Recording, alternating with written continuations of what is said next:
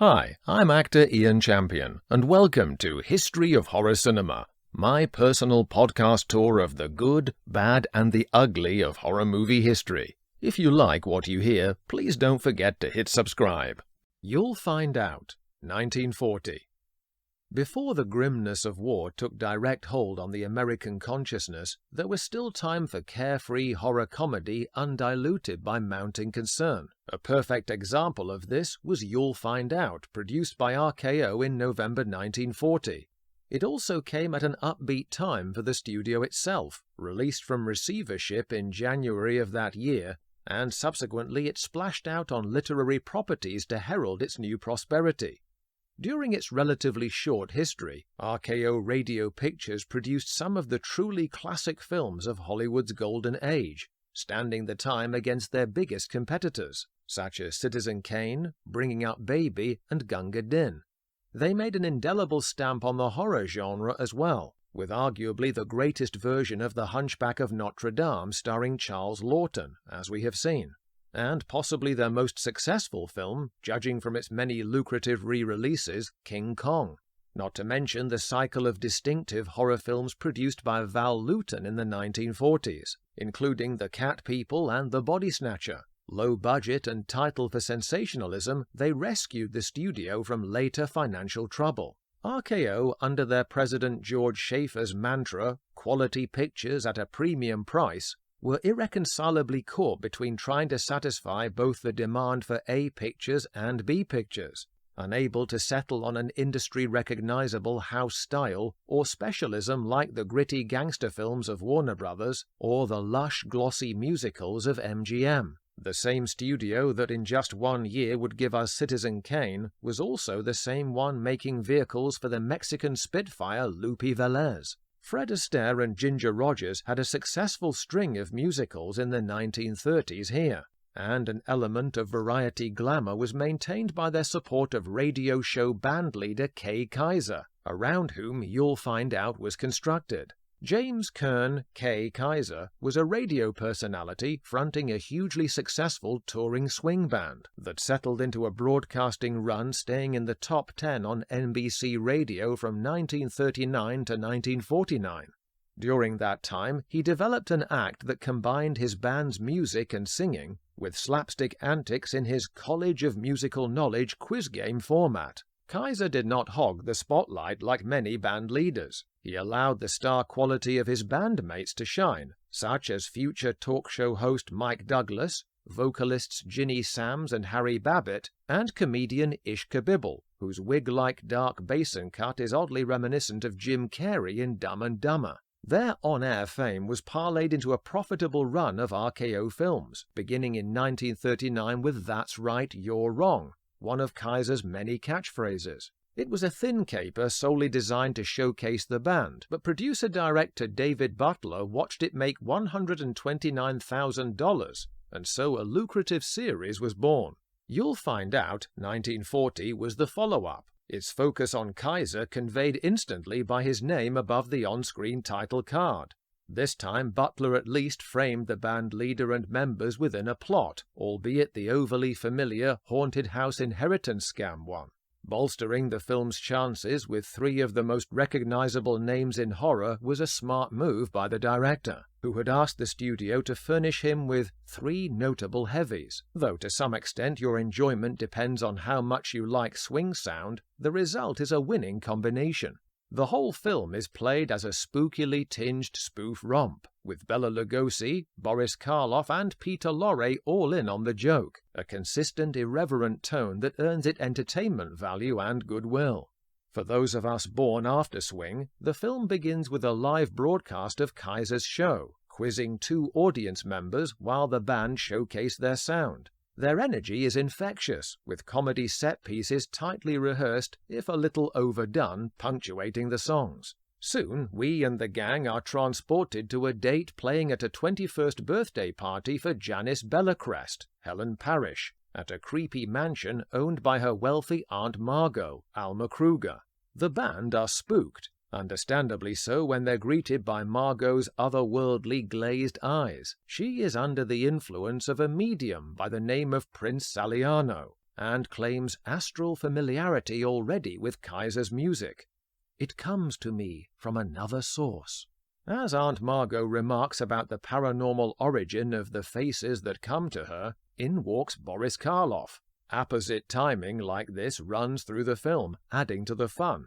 Karloff is the family solicitor, Judge Mainwaring, pronounced as spelt here rather than the English Mannering, as in British sitcom Dad's Army. He easily surfs on a tide of audience typecast expectation. His urbane breeding is surely a cover for something, else why would he be here? Butler and James V. Kern's script plays further on this knowingness by having him defend Aunt Margot's sanity against Kyser's concerns. "I can assure you that Margot Bellecrest is just as sane as I am." Kyser takes one look at the master bedroom where he's staying and asks, "Who decorated this room? Robert Ripley?" referencing the cartoonist creator of Ripley's Believe It or Not popular newspaper column. The whole house is full of exotic and macabre African artifacts brought back by Elmer, the deceased master of the house. As if on cue, enter Bela Lugosi, just as exotic and reliably inscrutable as always. He is Prince Saliano, Aunt Margot's turbaned gatekeeper to the astral world. Amusingly, he has come to assure Kyser that the spirit of Elmer occupies the room, "but I'm sure you'll find it a friendly one."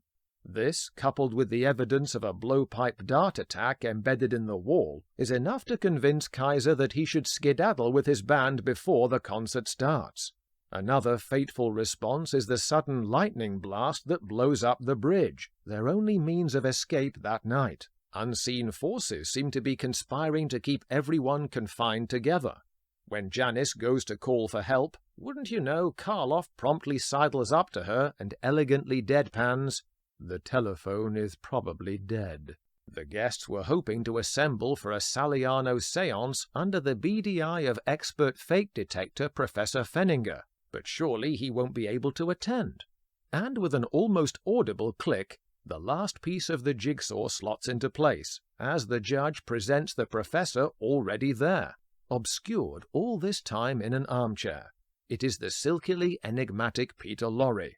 I'm surely innocent of any real spoilers by now to state that the fix is now in. I dare say I'm not alone in erroneously believing that, until coming across this film, Lorre and Karloff hadn't worked together before The Boogeyman Will Get You in 1942. Yet the welcome evidence is on show, and adding Lugosi, it becomes a priceless triple play of sinister scheming between them. As soon as Lorre is alone with Karloff, he gets straight to the point regarding the bungled blow dart. "Why is she still alive?" All three men came to genre prominence in the early 1930s, and each have a ball in laying down their cards of similarly veiled evil behind a gentlemanly facade. The three shots of them together are a horror fan's joy. In Lugosi's case, as that turban-top Svengali, our disbelief is harder to suspend when we actually see his séance. It is pure Vegas coach party hack magicianry. Using a silk bunco booth-style tent and a pair of crackling static electricity globes a la Frankenstein set designer Kenneth Strickfaden. The prince sucks in the gullible with disembodied voices and floating masks, posing as an African chief and Elmer. Kyser is not fooled for a minute, causing Lorre to query who this interferer is. "Oh, some band leader," mutters Karloff distastefully. The band members soon catch on to the inherent phoniness of the enterprise. Before they can get to grips with some sleuthing, though, they perform their much better show for the guests, including the inexplicably Oscar-nominated song I'd Know You Anywhere, an apt title for exposing the shenanigans they've just witnessed. Kyser and Chuck, Dennis O'Keefe, engage in Scooby-Doo detection along with Kabibbles' dog, and uncover Lugosi's lair from which he's been projecting his voice electronically. This film was one of the first to demonstrate the real technology gadget called the Sonovox, later nicknamed a talkbox, arguably an early synthesizer that enabled musicians to sing or speak, converting an instrument's sound into their own vocals. The séance certainly makes effective use of its eerie synthetic drawl.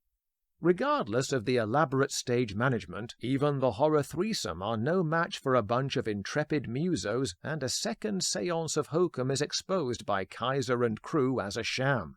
One possible unintentional detail of amusement is when the Elmer mask is ripped off to reveal Karloff. His own face of white hair and moustache is almost an exact double of the rubber version. If you're in any doubt as to the value of screening this movie, or its gravity, consider that in the climax you get a rare sight of Lugosi in a standoff, turbaned and brandishing a stick of dynamite. The close of the picture is a good-natured capper scene that unusually breaks the fourth wall, once Kyser's band have finished their last number.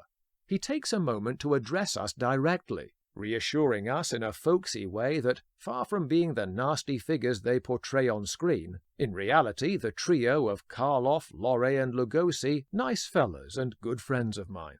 Karloff and Lugosi in particular might well have appreciated this movie gesture, as neither could avoid occasional press grumbles about their limited horror personas. Lest we take this seriously, we soon see it's a mischievous setup for one more undermining genre gag. During his sincere moment, the earlier static globes sidle into shot on either side of him, and then zap him into an electrical burst credit of the end. You'll find out generated enough crackle at the box office, like its predecessor, to exceed it in a respectable profit of $167,000, keeping Kay Kyser and company on screen for some time longer. This is just as well in terms of publicity for the actors, as Lugosi was still dogged by the continual unequal bargaining power of a weekly salary less than a third of Karloff's. $1,250 compared to $4,166.66 as documented by Stephen Jacobs. Lorre was paid $3,500, but gained the most prominent credit below Kyser, who as headliner pocketed on behalf of his team $75,000 for the shoot. Thanks for listening. If you like what you hear, please don't forget to hit subscribe.